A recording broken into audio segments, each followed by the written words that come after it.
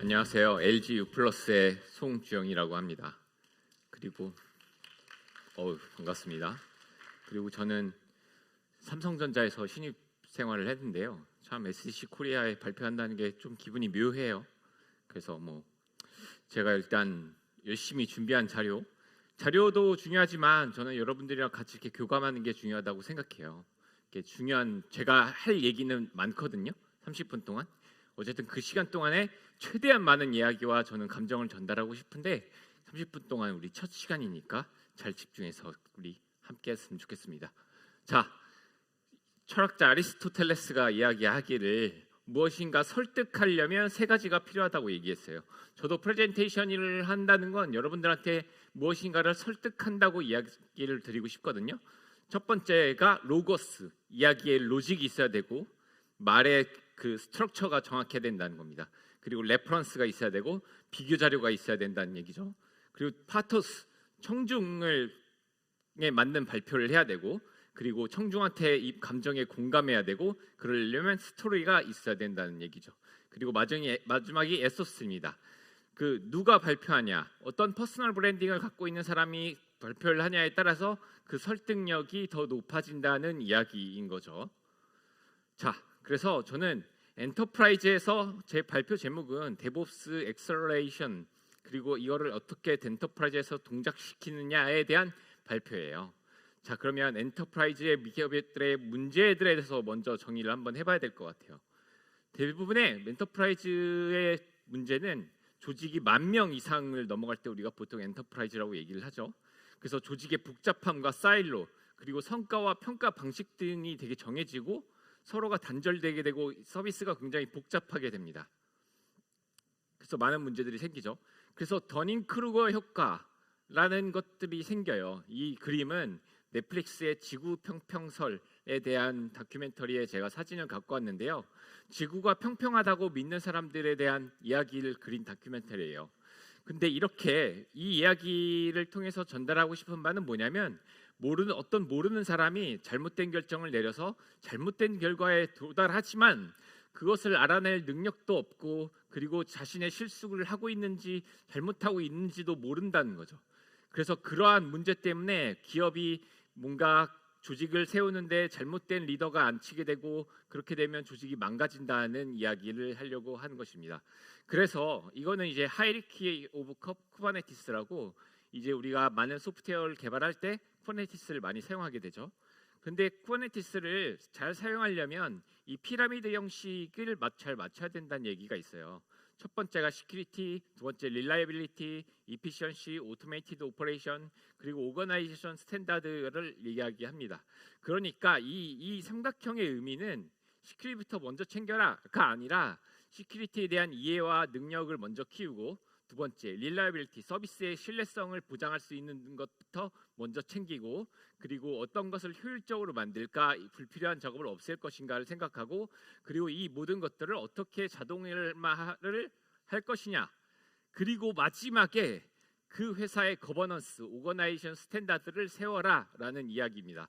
그런데 이상하게도 꼭 대기업이나 이런 데서 저는 이제 만 12년 동안 일을 했는데 대기업에서 일을 해봤고 지금도 대기업에서 일을 하고 있고 그리고 200명 몇십 명 규모의 스타트업에서 수천 명 규모로 성장하는 회사에서도 있었어요.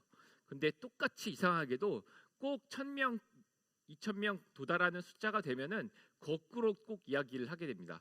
이상하게 거버넌스를 먼저 세우려고 그러고 조직이 뭔가 어떤 조직이 뭘 맡는다 그러고 조사를 한다고 하면은 이 조직에서 저 조직에서 같은 이야기를 조사하게 되고 그리고 뭘 자동화부터 먼저 하려고 하고 성과를 먼저 보여주기로 하려고 하고 효율성을 챙기고 그 다음에 릴라이빌리티, 시큐리티를 마지막에 챙긴다게 되는 거죠. 그러면 이제 서비스가 망가진다는 이야기를 드린다는 거죠. 대부분이 망가지는 구조가 이렇게 됩니다. 자, 이 그래프는 우리가 그러면 서비스의 성장과 그러니까 사람이 늘어나면 늘어날수록 일의 속도나 능률이나 일의 업무량이 늘어나야 되는데 이상하게도 그렇게 되지 않습니다. 제가 정말 신기한 거는 사람이 늘어나면 일의 능률이 오르고 일의 전체적인 퍼포먼스가 늘어나야 되는데 노란색 그래프를 그려야만 하는데 이상하게도 대부분 빨간색 그래프를 그리기도 한다고 얘기하는데 제가 느꼈었던 대기업에서의 많은 문제들은 파란색 그래프를 그렸어요.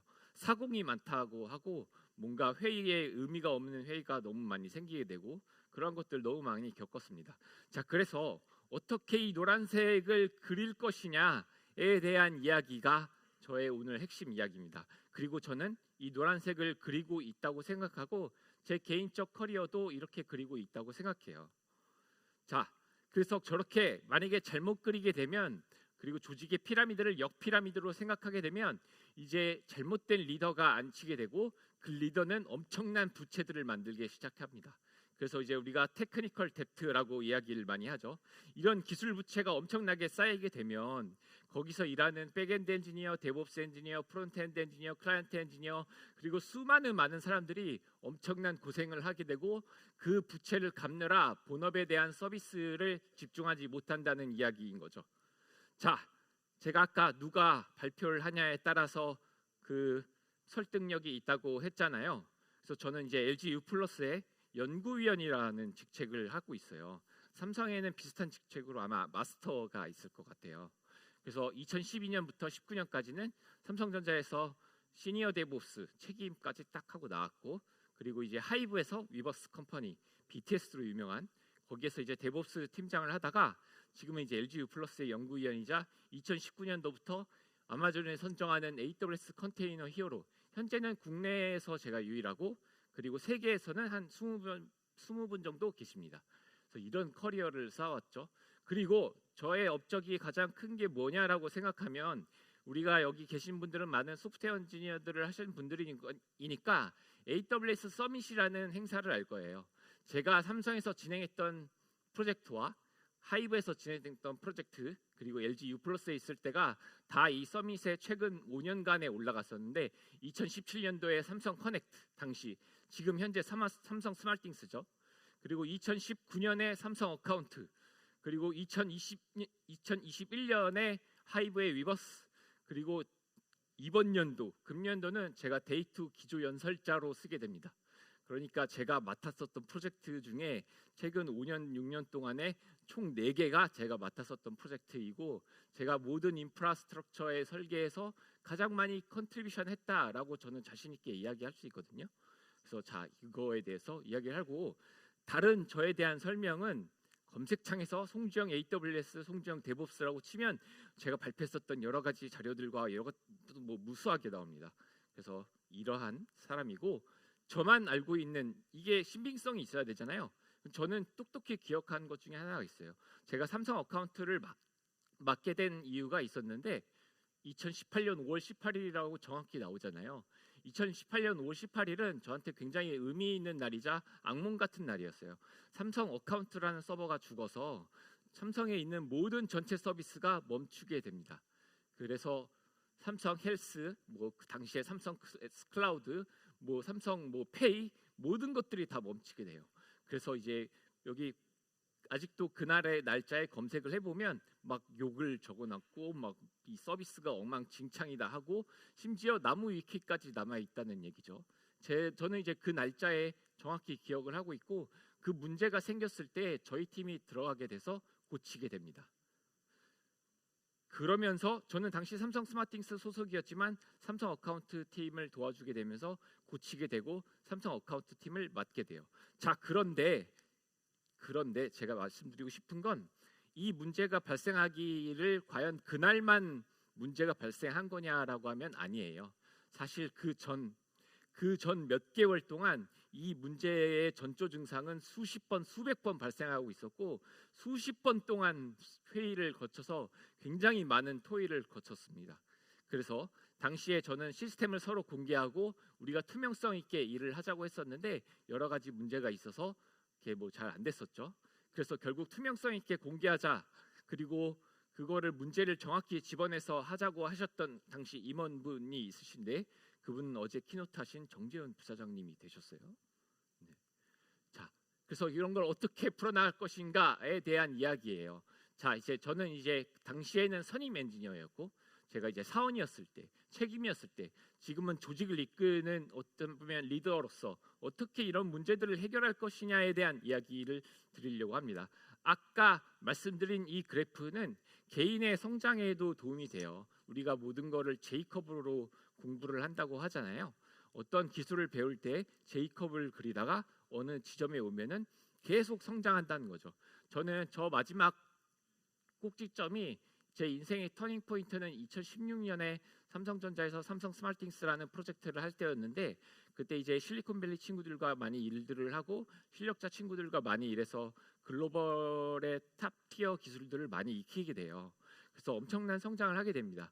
그리고 지금까지 저 곡선 위에서 한 번도 내려오지 않았다고 생각을 하고 있어요. 자, 그러면 그 기간 동안 제가 이제 얻었던 것과 인사이트를 여러분들한테 공유를 드리려고 합니다.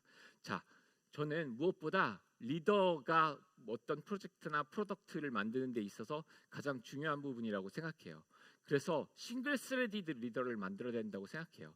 사공이 많으면 그 프로젝트가 이상한 대로 흘러가거든요. 그래서 싱글 스레디드 리더를 반드시 만들어라. 제가 어떤 프로젝트나 중요한 프로젝트가 시작될 때 무조건 가장 중요한 거는 싱글 스레디드 리더를 만들어라. 그런데 그 사람이 증명할 수 있는 능력으로 모범이 되는 사람으로 무조건 실력을 기준으로 싱글 스레디드 리더를 만들어야 된다, 이거입니다. 요거는 2019년, 2020년, 2021년에 제 GitHub 컨트리뷰션을 갖고 온 거예요. 저는 이제 엄청 열심히 일을 했다라는 걸 증명하기 위한 제 자료인 거죠. 자, 그리고 명확한 기준을 제시할 수 있어야 된다는 거죠. 팀원들한테. 저는 일에 대해서 8가지 방향이 있다고 생각해요. 어떤 일은 모두에게 도움이 됩니다. 회사한테도 도움이 되고 내 개인의 성장에 도움이 되고, 그리고 어떤 일들은 지금 당장은 아니어도 알고리즘 같은 걸 개선하면 지금 당장 눈에 보이진 않아도 나중에는 서비스의 성장에 도움이 되는 일이 있고, 조금씩 천천히 도움이 되는 일이 있어요. 그리고 어떤 일은 사실상 아무 의미 없는 일이 되는 것도 있어요. 뭐 장표를 만든다거나 뭐 의미 없는 회의를 한다거나, 많은 분들이 공감하실 거라고 생각해요. 그리고 꼭 엔지니어들이 이제 잘못 생각하는 경우가 꼭 내가 하고 싶은 거를 할 때가 있어요. 회사한테 도움이 되는 게 아니라 내가 하고 싶은 공부를 하고 내가 하는 기술을 쫓을 때가 있죠. 그러면 그거는 사실 도움이 안 될 수가 있죠. 그리고 뭐 시스템에 버그를 만들거나 지금 당장 문제를 해결한 것 같지만 어떤 컨피그레이션을 적용을 해서 지금 당장 문제를 해결한 거지만 나중에는 기술 부채가 돼서 결국에 마이너스가 되는 일. 그리고 마지막으로 제일 하지 말아야 할 행동이 다른 사람의 일을 방해하는 것, 발목 잡는다는 표현이죠. 그런 것들을 일을 잘 구분을 해서 지금 팀원들이 무슨 일을 하고 있는지, 어떤 일들을 하고 있는지 그 방향성을 제시할 수 있는 리더를 싱글 스레드 리더로 뽑아야 된다는 거죠. 자, 그리고 조직을 투명성 있게 만들어야 된다는 거죠. 투명성은 너무나 좋고 너무나 누구에게나 이득이 되는 방법입니다. 자, 제가 말씀드리는 투명성은 아까 말씀드렸다시피 GitHub 컨트리뷰션 같은 거를 얘기하기도 하고 뭐 여러 가지에 대한 피드백 같은 것도 이야기를 합니다. 투명성은 성과와 평가의 공정함을 가져옵니다. 왜냐하면 그리고 이거를 잘 만들려면 메저먼트, 데브옵스의 굉장히 중요한 포인트 중에 하나인데 항상 측정하고 축적하라는 이야기를 해요. 그러니까 어느 사람이 어떤 일을 했고 어떤 기록을 남겼고 어떤 코드를 작성했고 어떤 것들을 만들었는지 모든 것들을 서로 다 공유하고 그 피드백들이 모두 다 서로 오픈된 장소에서 공개를 한다면 누군가를 리더 입장에서는 너무나 평가를 하기도 쉽고, 그리고 개인의 입장에서는 동기부여도 쉽고, 그리고 그 문서를 통해서 다른 팀들도 배울 수 있다는 얘기죠. 그래서 업무의 디자인 능력을 키우고 문서화하는 게 굉장히 중요합니다. 그리고 우리가 PR, 라인 오브 코드로 과거에는 그 측정하지 말라고 이야기를 했었지만, 그리고 우리가 지라 같은 이 시스템, 프로젝트 매니지먼트 시스템 같은 걸로 티켓을 관리하는데 그런 걸로 성과를 평가하지 않지만, 무조건 그게 평가하면 안 되지만 그게 만약에 가능하다면 어떻게 보면 최고의 팀이라고 볼 수 있는 거죠. 자, 그 문제점이 뭐냐면 어떤 코드를 누군가는 100줄을 찬 코드를 PR로 날릴 수 있고 10줄을 짠 코드가 날릴 수 있는데 사실 그 규칙도 얼마 정도 정할 수 있거든요.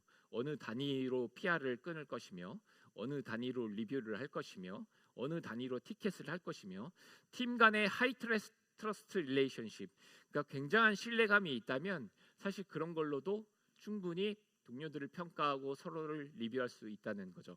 그리고 동료들의 성장을 항상 돕는 게 그 투명성 있고 그렇게 도와주게 되고 누가 어떤 타이밍에 누가 무슨 일을 도왔는가도 보인다면 굉장히 조직이 훌륭하게 된다는 거죠.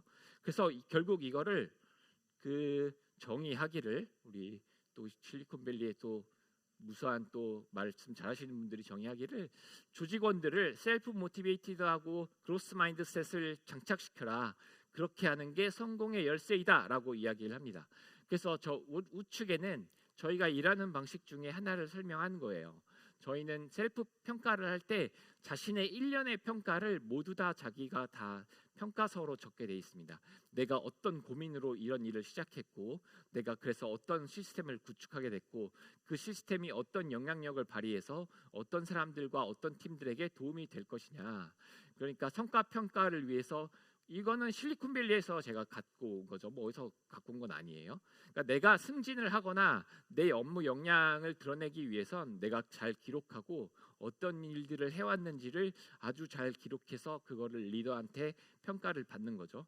그리고 그 과정 역시 투명하고요. 그러면 투명성 있는 과정과 내가 기록하는 그 과정이 정확하게 보인다면 평가하기도 쉽고 내 개인의 자산으로도 축적하기도 너무 쉽다는 얘기죠. 자, 그리고 디자인 문서를 저희는 항상 작성하게 돼 있어요. 모든 일에 대한 디자인 문서를 작성하는 건 아니지만 어떤 중요한 일을 하게 된다면 디자인 다큐멘트를 꼭 쓰는 거를 머스트로 하고 있습니다. 자, 디자인 문서가 뭘 할 거냐? 우리가 보통 시니어를 나누는 기준으로 이야기할 때 디자인 문서, 업무를 디자인해서 처음부터 맡은 바 책임 있게 끝까지 할 수 있느냐? 그래서 책임이다. 뭐 이런 이야기들을 많이 했었거든요. 자, 첫 번째 모티베이션. 왜 이 일을 하게 됐는가? 어떤 문제가 있어서 그런 이야기를 했는가를 적고 내가 이 문제는 어떤 동기에 의해서 뭔가 파편화가 돼서 서로 파악하기가 어렵고 이게 업무의 KTLO가 돼서 업무의 효율성에 저하가 된다. 이런 이야기들을 구구절절 적는 거죠. 그리고 이 문제를 해결할 프로포저를 제시합니다. 첫 번째, 뭐 어떤 일을 하게 되고 이거는 디자인 문서를 위한 디자인 문서거든요. 그러니까 디자인 문서를 써야 되는 이유는 동료들의 피드백을 받을 수 있다는 거죠. 내가 이거를 해결하기 위해 이렇게 설계를 해서 시스템을 만들 것이고 이러한 툴을 도입해서 어떻게 하면은 효율성과 릴라이빌리티를 지킬 수 있고 구구절절 적는다는 거죠. 왜냐하면 업무가 복잡하니까요.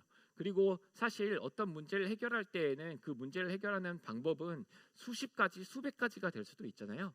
자, 그러면 다른 대체안은 왜 쓰지 않았는가?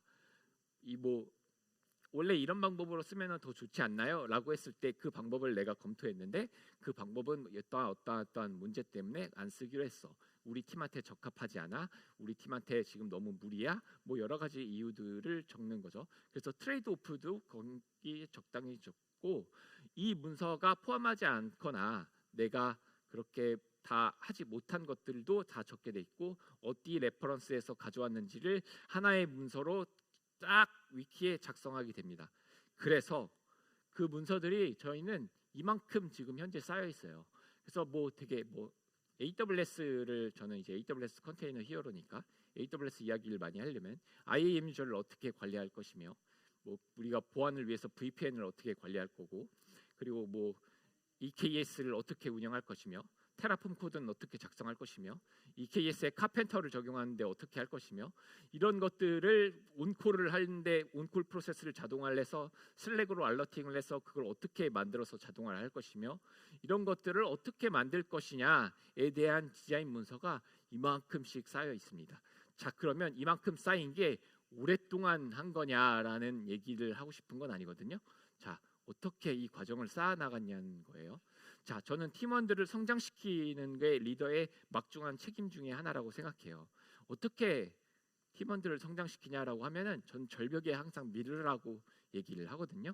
하지만 그 절벽 끝에 내가 해내지 못할 것 같은 두려움을 극복할 수 있게 올라올 수 있는 돕는 방법과 언제든지 네가 떨어지게 되면 다시 끌어올려 줄 거다라는 거를 확실히 믿음을 주고 절벽으로 민다는 거죠. 왜냐하면 일은 사실 스스로 하고 업무는 스스로 디자인해야 되니까. 그래서 꼭 돈 리인벤트 더 휠이라고 하잖아요. 그래서 내가 바쁘다고 지금 당장 한다고 도움을 거절하지 않고 그런 문화를 잘 만들어 나가는 거죠. 그래서 팀의 그리고 인재 밀도를 인재 밀도를 최고 수준으로 높아라. 저는 채용을 하더라도 경력직을 채용하든 신입을 채용하더라도 아무리 우리가 힘들어도 아무나 채용하지 않는다고 무조건 조직원들한테 이야기합니다. 우리가 반드시 힘들지만 그래도 우리와 함께 할 수 있는 동료를 채용해야 된다. 이게 이제 넷플릭스의 첫 번째 이제 이야기이기도 하죠. 그래서 넷플릭스는 왜 이렇게 하냐? 퍼포먼스가 무엇보다 중요하기 때문이죠. 일은 빠르고 정확하게 문제없이 해야 되고 문서도 써야 되고 분야에 상관없고 무엇이든 사실 다 잘하는 게 좋거든요. 꼭 프론트엔드, 백엔드 다 이렇게 나눠져 있다고 요즘 아레나를 많이 나누는데 사실 그렇지 않다는 거죠. 백엔드를 잘하는 사람이 데브옵스도 잘할 수 있고 데브옵스 잘하는 사람이 프론트엔드도 잘할 수 있는 거죠. 그리고 데브옵스라는 건 조직을 상향 평준화하는 것이고 훌륭한 한 명이 과거에는 120% 정도의 일을 했었지만 지금은 얘기가 달라졌죠. 한 명이 10명보다 나은 수가 있고 3명이 50명보다 나을 수 있고 10명이 100명보다 나을 수 있는 시대가 됐거든요. 자, 이런 거는 챗GPT한테도 물어봐도 알게 됩니다. 챗GPT한테 Y 퍼포먼스 엑셀러레이션이 왜 중요하냐 소프트웨어 개발에서 이렇게 물어보면 아주 구구절절하게 대답을 해줘요. 그래서 결론적으로는 이 속도와 이 엑셀러레이션 가속도는 굉장히 중요한 요소다. 하이 퀄리티 소프트웨어를 우리가 딜리버리 하는데 굉장히 중요한 요소다. 왜냐하면 패스트, 이피션트, 스케일러블, 코스트 이펙티브하게 만들기 때문이다라고 챗GPT도 알고 있는 사실이죠. 하이 퀄리티 소프트웨어가 하이 퀄리티 서비스를 만든다. 그래서 저는 열심히 해온 것 중에 하나가 인재 육성이 제 리더로서의 역할이었어요. 그래서 좌측은 제가 신입사원 친구로 받아서 AWS에서 This is my architecture라는 프로그램까지 찍고 구글 오픈소스에 커밋까지 하는 친구예요. 지금 저희의 테크 리더십을 맡고 있는 친구죠. 그리고 우측은 제가 역시 신입 시절로 받아서 교육을 시키고 공부를 시켜서 지금은 우리나라의 31명 중에 하나인 AWS 커뮤니티 빌더까지 되었어요. 다 2년, 3년 만에 다 이룬 업적이라는 거죠. 그리고 인재는 인재 밀도를 모으면 알아서 인재는 채용돼서 인재들이 많이 모이게 된다는 거죠. 좌측의 쿠버네티스 도커는 굉장히 보신 분들 있겠지만 저 베스트셀러 중에 하나인데 저 저자분도 저희 팀과 함께 하고 있고 보안 엔지니어도 저희 팀에는 함께 하고 있고 뭐 여러 가지 역량으로 되고 있습니다. 자, 그래서 엔터프라이즈에서 이걸 어떻게 해결할 것이냐에 대한 궁극적인 목적은 팀을 위한 팀의 리더를 만들어야 된다고 하는 게 제 생각이에요. 그러니까 우리가 한 팀을 성공시키려면 리더를 중요하게 세운 것처럼 엔터프라이즈의 전체를 성공시키려면 팀의 귀감이 되는 팀의 리더인 팀을 만들어야 된다고 이야기를 하는 거예요. 자, 제가 이끄는 데브옵스, 저희 팀 이름은 DAX, 데브옵스 엑셀러레이션의 약자예요. 소프트웨어의 어떤 기준이 될 수 있고 새로운 일에 두려움이 없을 수 있고 동료들의 영감을 주고 있으며 그리고 개발, 인프라, 보안, 네트워크, 매니지먼트, 인사 뭐 이런 거 전략팀 이런 것까지에 대한 경계도 없는 팀입니다. 그리고 각 팀들 그리고 조직들의 리더가 조직이 되는 팀을 지향을 하고 있어요. 굉장히 힘들었어요. 이거를 설득하려고 하면은 선임 책임대라고 설득하더라도 지금의 권한으로도 리더십 분들을 설득하기 쉽지 않았어요. 그래서 사실 2022년 8월에 저는 3명과 함께 하게 됩니다. 그때 2022년 LG U+에 들어와서 3명을 함께 하고 지속적인 설득을 하고 퍼포먼스와 결과물들을 계속 내어줘서 엔터프라이즈에서는 꼭 이제 경력직 채용하는 게 아니라 주니어들을 이렇게 우르르르 어디선가 데려와서 이렇게 넣어주잖아요. 그래서 2023년에 4월에 만 2년 이하 사원 7명을 붙여주고 현재는 16명의 친구가 함께하고 있어요. 저까지 포함해서 16명 중에 13명이 96년생, 97년생들이고 그리고 나머지 3명이 80년대생인 완전히 MZ인 조직이라는 거죠. 자, 그러면 저는 친구들한테 항상 얘기해요. 우리 팀은 굉장히 불공평한 팀이야. 왜냐하면 다 잘하는 팀으로 구성을 할 거니까. 보통 회사에서 상대 평가를 하니까 잘하는 팀에 모여 있으면 굉장히 힘들거든요. 왜냐하면 내가 열심히 했는데 저쪽 팀은 대충 했는데 좋은 성과를 받고, 나는 정말 열심히 했고 더 잘할 수 있지만 상대적으로 낮은 평가를 받을 수 있거든요. 하지만 그걸 보장해주지 않지만 너의 성장에 대해서는 완벽하게 보장해주겠다. 자, 그래프를 보면 작년 10월부터 저희 팀을 받아서 주니어를 2월, 3월에 교육을 시키기 시작하다가 지금은 엄청난 그래프를 향상시켜서 1년에 아마 지금은 5만 컨트리뷰터, 5만 PR를 생성할 수 있는 팀이 되었어요. 자, 그리고 보면 귀감이 되는 팀의 기술. 저희는 팀의 테크리드 역할을 사원이 하고 있어요. 선임도 있고 책임도 있지만 무조건 실력 기준으로 한다. 그래서 그 친구는 지금 이만큼의 컨트리뷰션을 하고 있고, 이 사람은 테크리드를 많이 하니까 깃허브에서 코드 리뷰가 굉장히 높은 걸 많이 하죠. 그러니까 리뷰어의 역할을 굉장히 많이 하고 고품질의 코드를 양성시키기 위한 일들을 많이 하게 됩니다. 그리고 다른 친구, 네트워크 전문가인 친구는 커밋을 하게 되면서 자기의 특성을 살리고 다른 것들을 배우면서 뭐 열심히 시니어 엔지니어 역할을 하죠. 하시면 94년생이에요.